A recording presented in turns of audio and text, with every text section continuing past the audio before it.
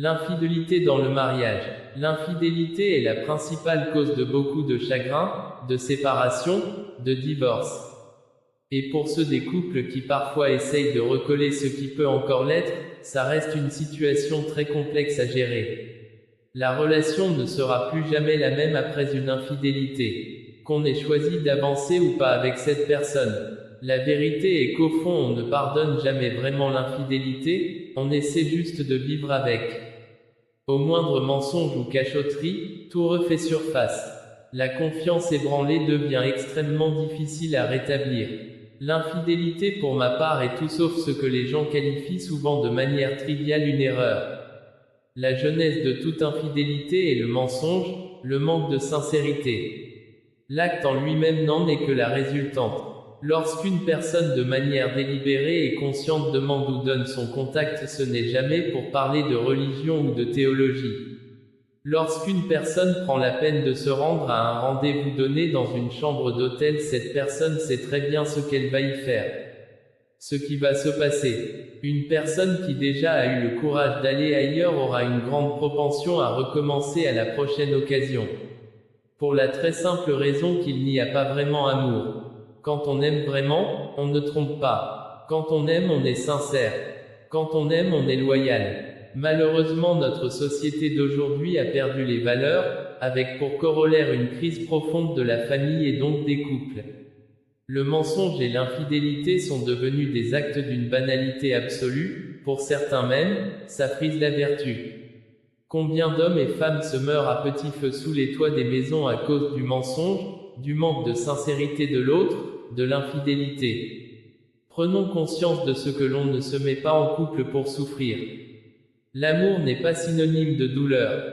S'il est vrai qu'aucun couple ne peut exister sans anicroche, l'unique base des couples qui durent est la sincérité.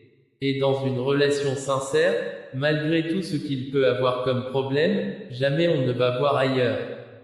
Le mariage est sacré, une institution divine. Alors soyons fidèles, ayons l'esprit de réparation là où tu as brisé. Que Dieu vous bénisse richement et garde toujours nos foyers solides. Abonnez-vous sur Prodidier TV pour plus de vidéos inspirantes.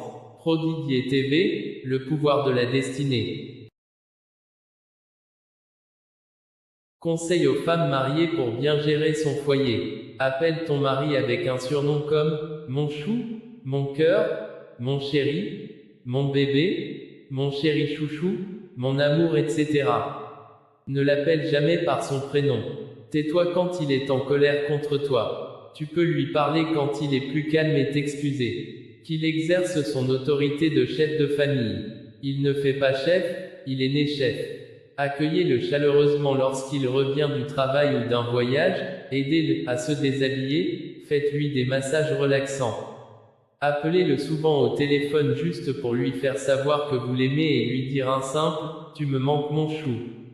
Faites-lui des câlins fréquents sans raison et organisez des déplacements à ses frais. S'il ne rentre pas vite à la maison, appelez-le et dites-lui que le dîner est déjà prêt et le lit aussi est déjà dressé. Il va précipiter pour rentrer. N'exigez pas qu'il soit avec vous 24 heures sur 24, 7 jours sur 7. Donnez-lui de l'espace, laissez-le rendre visite à vos familles et passez du temps avec vos amis les plus proches.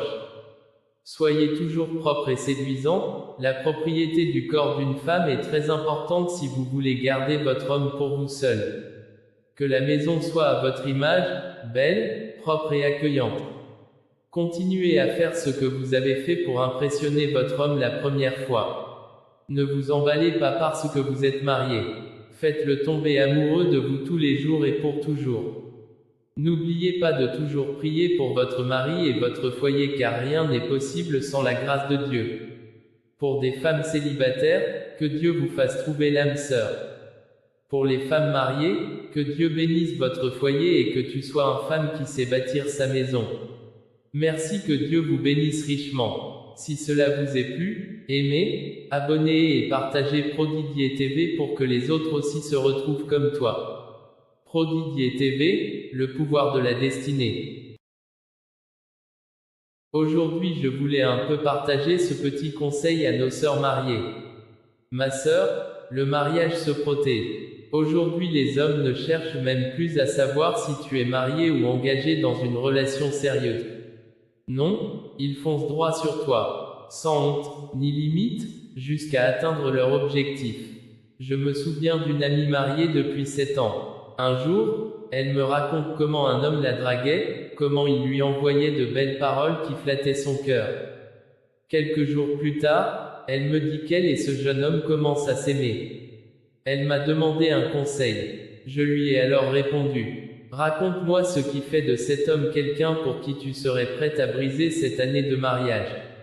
Donne-moi toutes les raisons qui justifient un tel choix. Elle n'avait même pas fini d'énumérer ses arguments que je lui ai dit calmement: cet homme est un illusionniste, un charmeur, un beau parleur. Elle m'a demandé pourquoi. Je lui ai répondu: parce qu'il est trop parfait pour être vrai. Le jour où tu découvriras son vrai visage, tu regretteras amèrement. Quand elle se plaignait de son mari, cet homme se dépêchait de lui montrer que, lui, ferait tout différemment. Quand elle parlait des défauts de son mari, il lui jurait qu'il n'en avait aucun. Quand elle racontait comment son mari lui brisait parfois le cœur, il versait des larmes comme si sa douleur était la sienne. Et à force de paroles sucrées, de câlins verbaux, de compassion théâtrale, il gagnait son esprit, puis son cœur. Jusqu'au jour où elle s'est retrouvée dans son lit. Et comme beaucoup d'autres hommes de ce genre, il lui a offert des mots doux qui n'avaient qu'un seul but: détruire sa maison, casser son foyer, prendre ce qu'il voulait et disparaître. Un jour, elle a finalement découvert qui il était vraiment. Ce jour-là, c'est l'ambulance qui est venue la chercher. Elle était brisée, détruite, anéantie. Je lui ai dit: ma sœur, les hommes ne sont pas aussi sains qu'ils prétendent. Il t'a seulement montré ce que tu avais besoin d'entendre, pour t'attraper plus facilement. Parce qu'un homme qui insiste auprès de toi alors qu'il sait que tu es engagé, n'a aucun respect pour toi. Et une fois qu'il t'aura goûté, crois-moi, il saura déjà que tu n'es pas si sérieuse que ça. Et c'est là que tu deviendras pour lui rien. Quand l'homme avec qui tu vis te pose problème, c'est avec lui que tu dois parler. Dis-lui ce que tu ressens, dis-lui ce que tu aimerais qu'il change, parle-lui avec sincérité. Ce n'est pas aux amis, aux voisins ou à un inconnu qui te fait la cour que tu dois confier ton foyer. Un foyer se protège, un mariage se répare, un amour se reconstruit. Sauve ton foyer, ma chère. Ne donne jamais à un étranger les clés de ton cœur. Voici mon conseil pour conclure. La tentation est douce, mais la conséquence est amère. Un homme qui veut détruire ton foyer ne pourra jamais te construire un avenir solide. Ne compare jamais ton mari avec un inconnu, l'inconnu te montre son masque, ton mari te montre sa vérité. Les problèmes se règlent à deux, dans la vérité, pas dans les bras d'un autre. Protège ce que tu as construit, car tout ce qui brille n'est pas un or, et tout ce qui charme n'est pas de l'argent. Si cela vous touche, juste laisse un petit merci aux commentaires. Abonnez-vous pour ne pas manquer nos vidéos. Restez connectés à Prodidier TV pour être toujours motivé. Prodidier TV, le pouvoir de la destinée.